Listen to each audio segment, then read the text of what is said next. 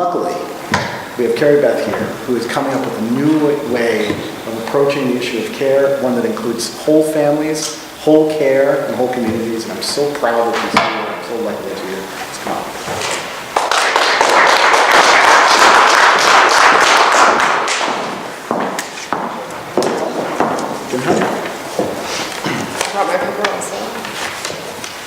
Hello, welcome. My name is Keri Beth. I'm an RN, and I founded Better Living Social Club. Better Living Social Club was founded to solve a problem. Very briefly about me, because I want to stay on task with Rhode Care support.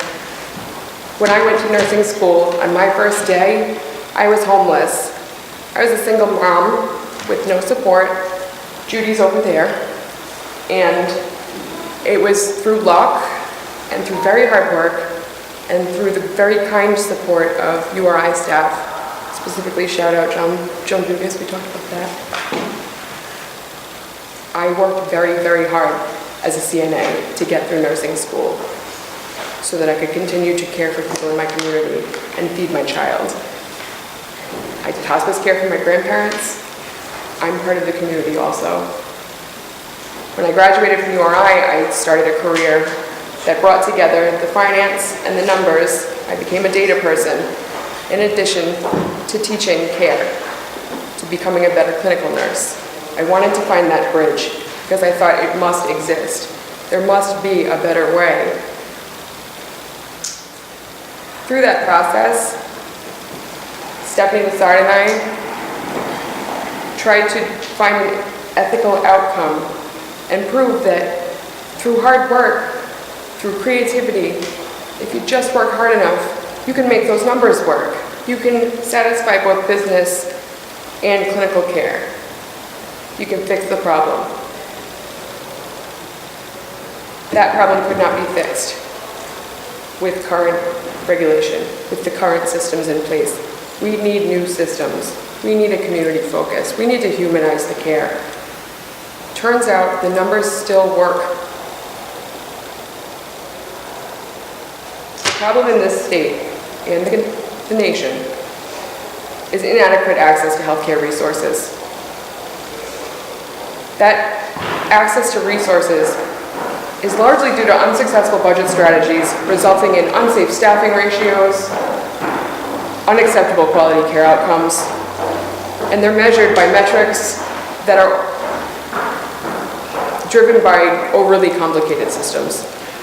And ultimately, the only people that hurts are the ones sitting here, the ones that live out there, the most vulnerable populations.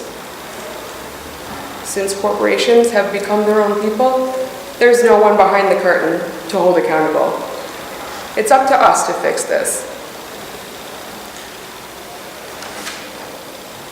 The truth is, it's not even a problem anymore related to regulatory reform. It calls for regulatory renovation.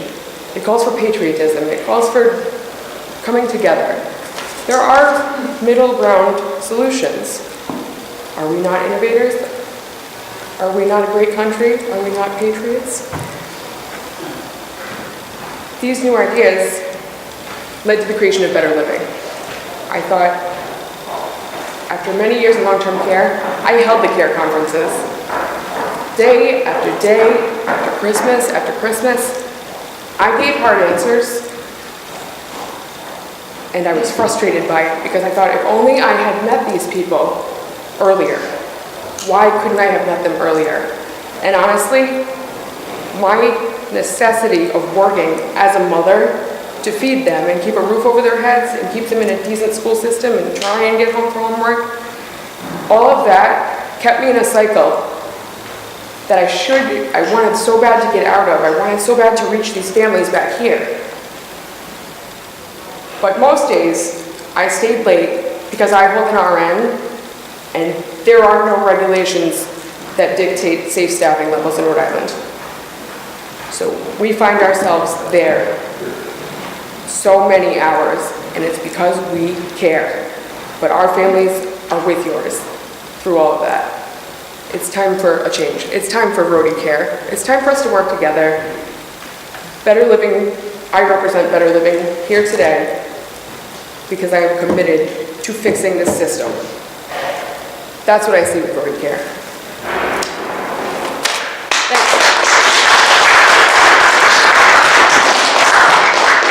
So she's too humble to point out. But I'm going to point out a couple of things about Better Living Social Club that she talked about with me.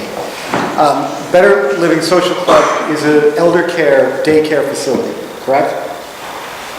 And it's one that encourages intergenerational interaction with all families coming in, that leads to better outcomes for elders when there are children in the room and when their kids can be with them and when they can see people, and all of that helps. Plus, she's been looking at the system of home health aides, where right now home health aides have to go from client to client to client, unpaid for that time in between client visits, forcing them to either rush through what should be good, solid clinical care, or suffer through longer days where they're not paid.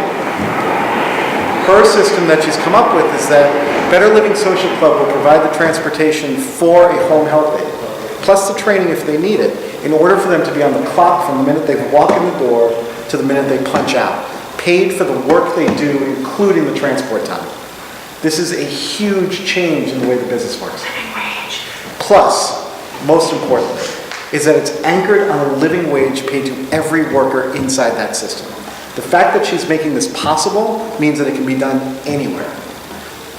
Business owners like that, who are care providers but also innovators in that, are at the heart of a system like Rhode Care, so that she's reinventing how we're going to deliver. And because of that, we're going to have better outcomes. One that includes mom, dad, grandma, grandpa, great-grandma, grandbabies, all of them, and our neighbors in our care system. So I want to thank everybody for coming out. Please take a folder with you with more information about it.